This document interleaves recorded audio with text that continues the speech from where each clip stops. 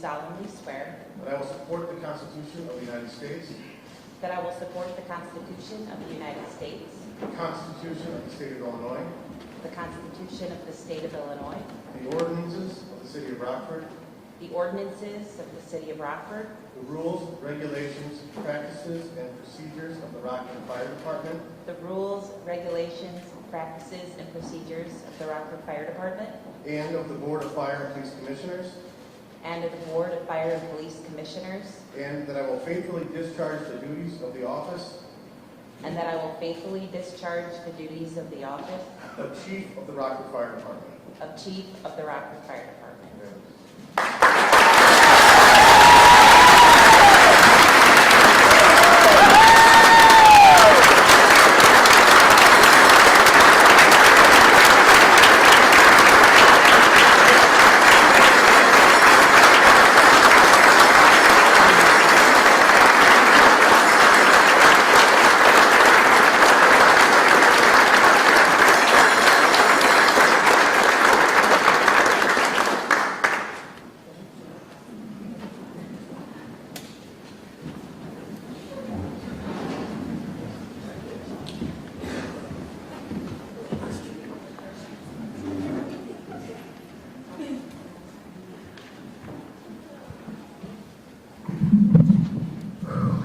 What a day, right? So I have a number of thank yous, and so I tried to group them all together because there are just so many people that I want to thank. And as the mayor and Chief Durand and Commissioner Schmitz have all talked about, the work that the Board of Fire and Police Commissioners have done has just been incredible. The amount of time that they put into not only the promotional process, the more recent promotional processes, but the processes to select our new recruits for both fire and police. So I would like to say thank you for all the time, and thank you so much for this incredible opportunity. Next, obviously, thank my family. So there's a whole slew right up here in the front, and then those behind me. My mom, Keegan, Tyler, and Brianna, and all of you, most of you know all of them. So thank you very much for all of your support and your unconditional love. So just about everyone has talked about the fire department family, and that is so true. I really, really, really want to extend just a huge thank you to all of my fire department family. In a moment, I'll give you a little bit of insight as to how long I've been with that fire department family, but thank you to all of them for all of their guidance, the service, and friendship over the years. I'd also like to thank all of you who have pushed me to do my best. And there are a number of you that are here today, and a number of you that are watching from home, but you've pushed me to be my best. And sometimes I've done it a little reluctantly. But thank you nonetheless for pushing me and making me believe in myself. So, what an incredible day, what an incredible opportunity to be standing up here and talking in front of all of you. I'm so very humbled. I'm proud. I have this big mix of emotions, but I have to say I'm most proud of my department. I have just such a wonderful, wonderful group of people that I've worked with all these years. And speaking of those years, I have been, as the mayor indicated, with the department for over 28 years. So usually when folks say, well, Michelle, how long have you been on the fire department? And I say, well, 28 years. They're starting the mental math. They're trying to calculate my age. So typically I will just lean in and say, well, I started when I was 12.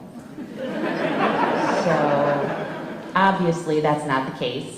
I did not start when I was 12, but I did start at the very young age of 22. And so I have grown up on this fire department for the last 28 years. And you're all doing the math again, I know, but I'm okay with that. I just want to let you know that. So I have grown up on this department. And I've had the distinct opportunity to work for two fire chiefs, Chief D. William Robertson and Chief Derek Bergston. And both of them have taught me just a number of things, in addition to all of the folks that I have worked with over the years. One thing that Chiefs Robertson and Bergston did do is they always encouraged me to seize an opportunity. Different points in time, different types of people, but the message was the same: seize the opportunity. They provided me with the support to seize the opportunity, and always made sure that we knew it was about building the relationships. It's all about building the relationships, and that's a common theme that I have, experienced for the last 20 years, building the relationships. And so I do thank them for that. In addition to that, I thank, again, my fire department family for helping build those relationships and being part of that as well.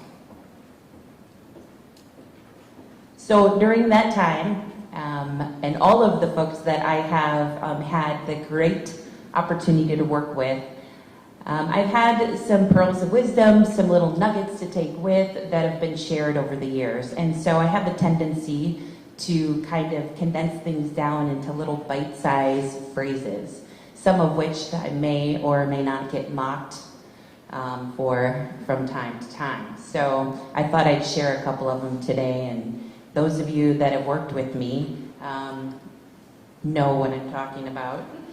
Typically, the mayor just alluded a little bit to our response to COVID over the last year and a half. So we found ourselves on a daily basis, and quite often several times throughout the day, trying to come up with Plan A. And so the look on everyone's faces when they would come up with Plan A: we've got Plan A, we've got Plan A, Michelle, this is what we're going to do. And I'd say, oh, that's fantastic. So what's Plan B? And so you kind of get this quick, reaction. Well, let's come up with Plan B. And then when we're done with Plan B, I think we should probably come up with Plan C. And that really did serve us very well going through our response to COVID. And quite often, it really does serve us very well in our profession. And so I know sometimes I see a look of frustration when I say, wonderful, Plan A, what's Plan B? And then let's think about Plan C. But when you're looking at those plans, another one that you have to remember is hit the pause button. And sometimes I say hit the pause button so often that I hit the imaginary pause button on my desk, because folks will come in and, hey, we need to talk about this. Let's take a look at this. Okay, let's hit the pause button and let's think about it. Let's regroup. And so when Plan A, Plan B, and Plan C don't work, or you're struggling with those, hit the pause button and regroup. And then once you do have a plan in place, everything's moving forward, then just try to get her dialed in. Apparently I say get her dialed in a little too often. So get it dialed in, and what I mean by that is just be more intentional. We have a plan, we're moving forward, but let's be intentional about what we're doing. Let's fine tune it, let's make sure we're doing it right. So get her dialed in.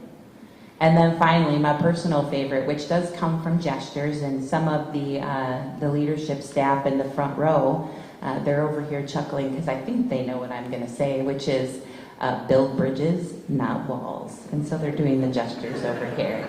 But again, that does go back to what I remarked regarding Chiefs Robertson and Chiefs Bergston, or Chiefs Robertson and Bergston, and that is, it is all about the relationships. It's the relationships you build on the department. It's the relationships that you build outside of the department, because when all else fails, those relationships that you've built, that's what's going to provide the pathway forward, and the way to solve the problem.